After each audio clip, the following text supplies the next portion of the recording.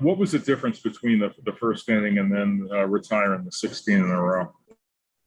Uh, no, I didn't think I made bad pitches. I thought I had pretty good stuff in the first. I mean, looking back, um, a couple balls that weren't hit really hard, and then one or two that were, and it easily could have gone the other way. I think um, I threw a really good changeup to Meadows, and he blooped it into center, and that's I think those later in the outing, those were outs. So I think that was the biggest difference is um, executing those pitches, and you know they were hit towards guys. So I think the stuff throughout the outing was pretty similar to what it was in the first. I just had to locate a little bit better, get ahead, and was able to do that towards the end of the outing. Savannah McCann, MLB. Hey, Matt, what was the conversation like between you and Brandon? Did you feel like you might have had another inning in the tank, or were you done after 6?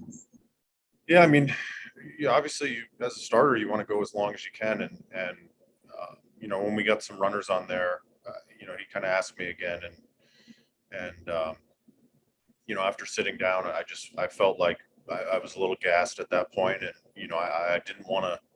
If we'd scored a run, I didn't want to go back out there and give up another run, or put runners on and get into a tough situation and not have anybody warmed up or whatnot. And at that point, I felt a little tired, and it was a long first inning, and just kind of one of those nights that I put everything I had into those final couple innings, and just sat down and felt a little tired. So I didn't want to put us in a bad situation, and fortunately we had some time to get somebody warmed up.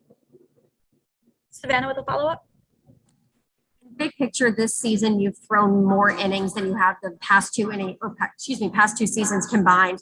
How does that play when you're getting ready for a start? Does that change the way you prepare at all? Yeah, I mean, I definitely cut back the throwing in between. I think there's obviously there's still work that we do in bullpens and stuff, but instead of throwing uh, whether it's long toss or just really I kind of switched gears a little bit, and have taken some of the throwing off in between starts, just so I'm a little bit more fresh when it comes to game time and start day. Um, it kind of brings me back to Bartolo Colon when I played with him with the Mets, and it seemed like a lot of times in the second half of the season, he wouldn't even throw bullpens, and he would just do some light flat ground work, and he obviously threw as many years as he did, and got late into the season and was still pitching. So I kind of brought that back a little bit, and we've discussed it with Holt and Holmes, and it was kind of a group decision to back off the throwing a little bit, and really make sure everything's fresh for every 5th day. Stan Charles.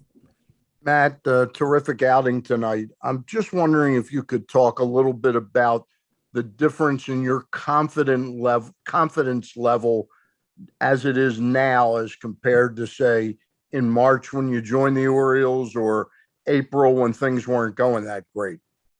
Yeah, I mean, it's a long season. I think I just hadn't been out there a lot. I didn't throw very much last year. I didn't throw the whole second half of 2019, and it's just it's hard to be out of the game, I guess, in that sense for that long, and then kind of know what to expect, or really have confidence going in.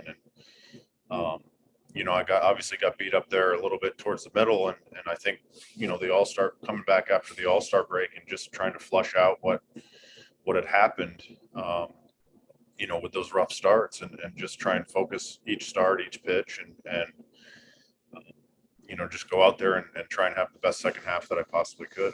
And it's been, obviously it hasn't been great as of recently, but it's definitely I'm definitely overall throwing the ball a lot better than those couple months in between.